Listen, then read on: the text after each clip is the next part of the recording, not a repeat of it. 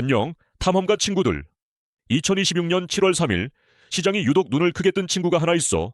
인텍플러스. 하루 만에 13.1% 올랐고 최근 닷새로 넓히면 26.5%나 뛰었어. 거래량도 평소에 거의 4배 가까이 터졌거든. 그런데 형이 오늘 더 궁금한 건 숫자 자체가 아니야. 시장이 이 회사를 왜 갑자기 다시 꺼내 들었는지, 그 이후의 무게가 진짠지 기대인지를 같이 갈라보는 거야. 오늘 숫자부터 빠르게 훌자. 당일 13.1% 상승, 5거래일 누적 26.5%, 거래량 약 107만 주의 거래대금은 541억 원 정도, 시가총액은 약 6,671억 원이야. 쉽게 말하면 오늘은 이 종목에 평소보다 훨씬 많은 사람이 한꺼번에 몰린 날이었다는 뜻이야. 다만 거래량이 크다고 해서 이유까지 자동으로 증명되지는 않아. 숫자는 관심의 세기를 보여줄 뿐이고 왜 샀는지는 따로 뜯어봐야 해. 숫자는 열기가 있었단 걸 보여줬고 이제부터는 그 열기 밑에 뭐가 깔렸는지 지도를 펴보자. 인텍플러스가 뭘 하는 회사인지부터 그림을 잡아야 해. 이 회사는 반도체나 배터리를 직접 만드는 곳이 아니야. 공장 생산 라인 끝에서 제품 표면을 자동으로 검사하는 장비를 만들어 파는 회사야. 머신 비전이라는 기술을 쓰는데 이건 쉽게 말하면 고속 카메라로 제품을 찍고 거기에 붙은 분석 소프트웨어가 사람 눈으로는 잡기 어려운 미세한 흠집이나 모양 이상을 자동으로 판별하는 거야. 불량품이 다음 공정으로 넘어가지 않게 막아주는 관문 역할이지. 그럼 인텍플러스가 반도체를 직접 파는 회사냐고? 그건 아니야. 반도체 패키징 공정, 디스플레이 패널, 2차 전지 생산 라인에서 잘 만들어졌는지 마지막으로 걸러내는 눈 쪽이야. 1995년에 제어 계측기기와 컴퓨터 응용기기 제조를 목적으로 출발한 회사인데 처음부터 정밀하게 보고 판정하는 장비 쪽에서 몸집을 키워왔어. 2011년에 코스닥에 상장했고 지금은 반도체 후공정 검사 장비가 핵심 먹거리야. 한 줄로 잡으면 인텍플러스는 만드는 손이 아니라 걸러내는 눈을 파는 회사야.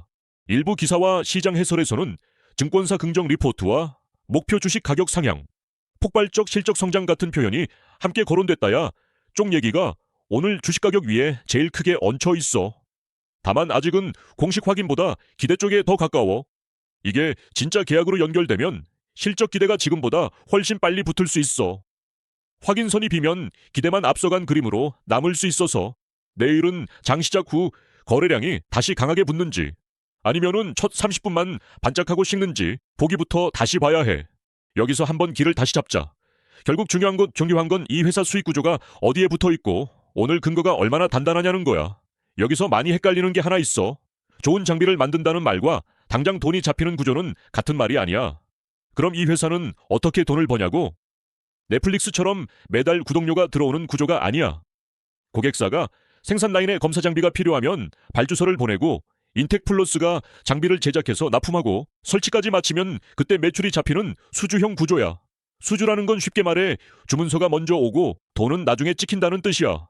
그래서 이런 회사를 볼 때는 기술이 좋다는 이야기보다 누가 발주했고 언제 납품되고 언제 매출로 인식되느냐가 더 중요해져. 주요 고객은 반도체 패키징 업체, 배터리 제조사, 디스플레이 패널 제조사야. 이 고객들이 생산 라인을 늘리거나 공정을 고도화할 때 검사 장비 수요가 같이 올라가. 반대로 고객이 설비 투자를 줄이면 발주식 가격 늦어질 수도 있어. 납품 이후에는 유지보수나 소모품 교체 같은 후속 매출도 있지만 전체 매출에서 차지하는 비중이 얼마나 되는지는 현재 자료만으로는 정확히 잡기 어려워. 결국 핵심은 멋진 기술보다 언제 누가 발주하고 언제 매출로 찍히느냐야. 자, 이제 길이 이어진다. 이런 회사는 기사 한 줄보다 발주와 납품 일정이 더 중요해지거든. 그래서 오늘 주식 가격을 밀어올린 재료를 볼 때도 이 구조를 머릿속에 깔고 봐야 해. 오늘 마을에 돈 소식이 어떻게 돌았는지 보자. 가장 단단한 재료부터 말하면 2026년 6월 26일부터 7월 2일까지 단일 판매와 공급 계약 체결 관련 공시가 연속으로 나왔어. 공시라는 건 회사가 공식적으로 시장에 알리는 문서야. 장비업에서 이런 계약 공시가 짧은 기간에 이어진다는 건 고객 쪽에서 실제로 장비를 사겠다는 주문이 들어왔다는 뜻에 가까워. 한 번 반짝한 불꽃이 아니라 며칠 사이에 신호등이 연달아 켜진 그림이야. 그럼 오늘 오른 이유가 실적 확정이냐고? 거기서부터는 한 칸 물러서서 봐야 해. 공시가 존재한다는 건 확인된 사실이야. 하지만 그 공시 안에 정확히 얼마짜리 계약인지, 상대방이 누구인지, 납기가 언제인지, 같은 세부 내용은 지금 공개된 정보만으로는 완전히 교차 확인하기 어려워. 그래서 공시의 존재는 사실이지만 그 공시가 실적에 얼마나 직접 기여하는지는 아직 기대층에 더 가까워. 오늘 숫자는 시장이 몰렸다까지는 말해줘도 이유가 완전히 증명됐다고 말해주진 않아.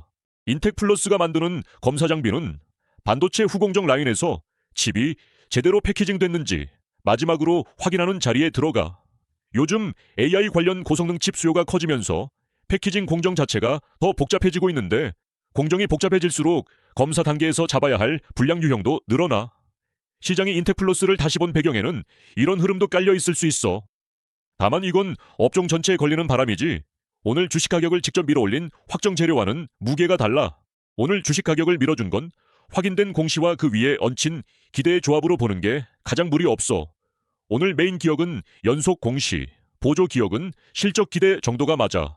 형이 한 발 떨어져서 보면 시장은 인텍플러스를 단순한 장비업체 한 곳으로 보기보다 반도체와 배터리 쪽 고객 투자가 살아날 때 실제 발주를 받는 검사 장비 업체로 다시 읽은 것 같아. 특히 공시가 짧은 구간에 이어지면서 이게 우연한 한 건이 아니라 수요 흐름의 시작일 수 있다는 기대가 주식 가격에 먼저 반영됐을 가능성이 크다고 봐. 조금 더 조심스럽게 보면 공시 자체보다 공시가 몰린 모양새가 단기 모멘텀 자금까지 부른 것일 수도 있어. 또 하나의 읽기는 실적 확인 전 기대 선반영이야. 시장은 먼저 달렸지만 실제 분기 숫자가 그 속도를 따라올지는 아직 남아있거든. 확인된 사실은 수주 관련 공시의 존재와 주식 가격 반응이고 그 공시가 어느 정도 이익 성장으로 번질지는 아직 중간 단계 해석에 가까워. 이제 위험 신호 3가지를 짚어볼게. 첫 번째, 수주식 가격 곧바로 실적으로 찍히지 않을 수 있는 위험이야. 장비업은 계약 공시가 나와도 제작, 납품, 설치, 검수 과정을 거쳐야 매출이 인식돼. 시장이 먼저 달린 뒤 실제 분기 숫자가 늦게 따라오면 실망이 나올 수 있어. 다음 실적 시즌에서 매출 인식 속도나 수주장후 설명이 기대보다 약한지 확인해보면 돼.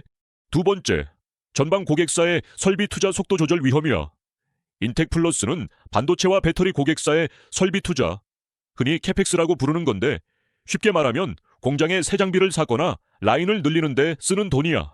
이 돈의 기대는 구조라서 고객이 라인 증설이나 장비 발주 속도를 늦추면 추가 수주 기대가 식을 수 있어. 반도체 후공정이나 배터리 증설 관련 고객사 투자 계획 축소 뉴스가 나오는지 눈여겨보면 돼.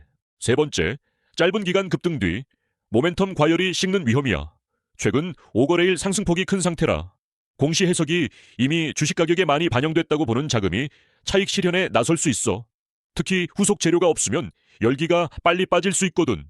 다음 거래일 거래대금이 급감하면서 장중 상승분을 지키지 못하는지 확인해보면 돼.